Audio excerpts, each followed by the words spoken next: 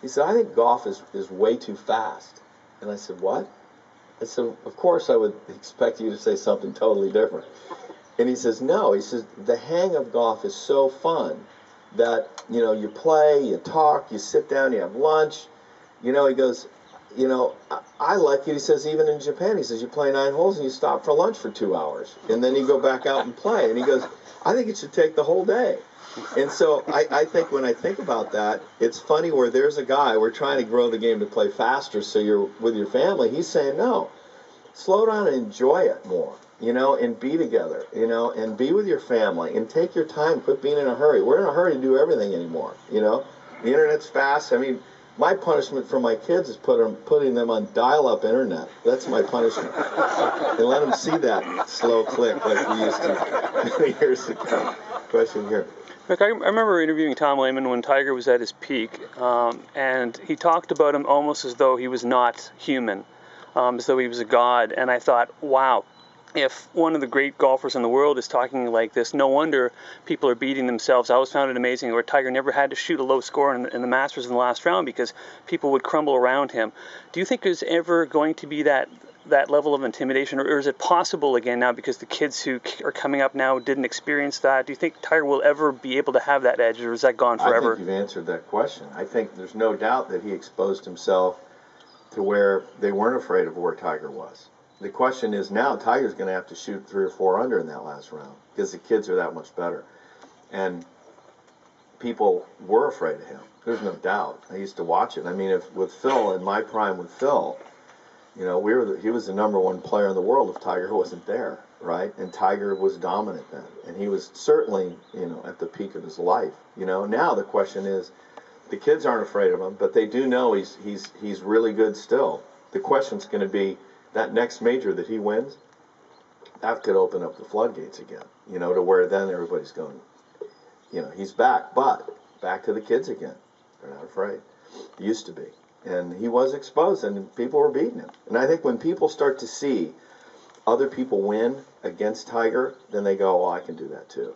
And that really helped some of the younger guys. When you saw, even Y Yang won the PGA against him, with Chaska, Minnesota, the course back then. I'm trying to remember the name. But when Y Yang won, you tell me that didn't surge the game. I've got this young student, Sang-Moon Bae, who's from Korea, and I started working with him at the Phoenix Open this year, and he wins at Dallas. And I said to him, you know how good you can be? And he goes, no, not really. He goes, you think? It's like, and I said, no, you're really good. And it's like for years, the Asian contingency would work hard, but they didn't really believe in themselves very much. KJ Choi was the king of the Asians. And then now Sang-Moon's kind of taking his place as KJ moves off into the sunset. And KJ's still a great player, but their belief system, as the game's growing, as we saw with this 14-year-old Huang, this Chinese kid, that blew me away to watch this kid. And watch him all year. I've been, at all the tournaments and watching this 14-year-old play, and not just, he makes the cut in the Masters. He's made the cut in like 7 of his 9 events that he's played in. 14 years old back when we played, it was like, are you kidding me? To play in the state amateur would have been a big deal, let alone the Masters and making the cut, So mindset's changing. The game's definitely growing. Mickelson and I are partners in doing some academies in China right now, and we're building some golf courses there too. And they're trying to grow the game. Korea's ahead of China in terms of growth, but there's a need for it, because I think we're trying to prove, is we're going to try to prove continually, the game of golf is so good for kids. It's consuming them in the right environment. We're there with people that are respectful. They're learning rules. They're learning manners. They're learning honesty, integrity. They're learning everything. They're learning that life's not perfect. They're learning that the game is going to be very similar to life. And it is, because some days you have it, some days you don't, but you keep moving on. And we're trying to do that in Asia, and hopefully we're going to get this junior program going strong here in Canada. To bring it back to teaching philosophy really quickly, we see some of Sean Foley's students that, Tiger swings a little bit different than Justin Rose, he swings a little bit different than Hunter Mahan, whereas if you go down in the U.S., you can watch a Hank Haney student, they all look alike. You're sort of the former, though, aren't you? You believe that different body types, different people can have different swings. Totally. I mean, if you look at my guy's swing, some of them you'd say, well, Rick, do you teach that? You know, and I go, well, let's look at his money winning, you know, at the end of the day. The guy can play golf. And that's one of the things we try to do is we try to teach, you know, like Brendan Steele, his grip is very strong, his golf swing is like this. He swings the club around his body, he comes back, you know, he's tall and lanky, and, you know, he's got a lot of different things. Roy Sabatini, totally different. It's always been that way for me, but I try to build a swing, and that's kind of the art part of golf in teaching. Is the artistic side is we see something wrong, and then we try to see it right in our minds. We see this perfect swing. We see their perfect swing with their body type, and then we try to mold them to get there. That's kind of what my eyes do. I do it in golf design. I've done it in teaching my whole life. But that's the beauty of the art of golf. And so to me, if we do it that way, I think we can grow the game more.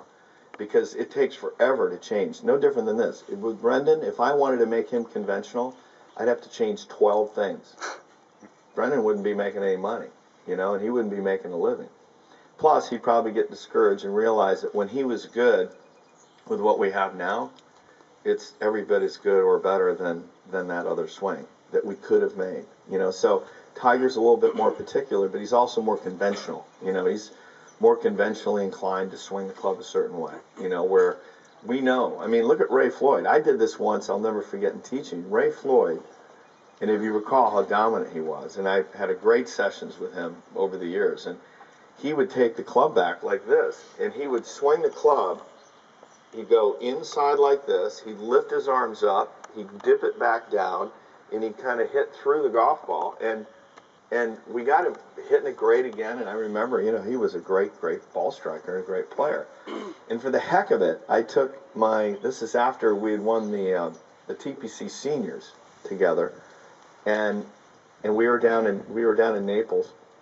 I said, Raymond, I want to get my teaching staff over here, and we're going to teach them something right now. Just go with me on this, okay? So I go, all right, Raymond. Raymond goes, I'll do anything. This is fine. I said, all right, Raymond, the book says to take the club back like this. Hands are here, club is out. There's a little bit of face rotation. When the club gets to halfway back, it's parallel to the target line. It's parallel to the ground. And then we cock our wrists, our body turns, and we hit the golf ball. I said, will you show me a better takeaway since your takeaway is so bad? His takeaway was like this, you know, like this, and then lifted and boom. And he goes, sure, no problem. And he goes like this, and then he goes, and he hits it fat by maybe, it was the worst shot I've ever seen in my life from a good player. And I said, well, let's just do it a few more times. And he goes, sure, I'll do it. And the staffs are watching this, and they're going, all right, I guess this is fundamentally correct, like that. And so he goes like this again, and he does it again, and he does it like 4 or 5 times. And I go, okay, thanks, that's enough. And so I took the staff over, and they went, all right, you made your point. You made your point. You know, the point is, that's the beauty of the game. And it's like, and I think what we have to do, too, as teachers, is we're going to help people to really find their own game, you know.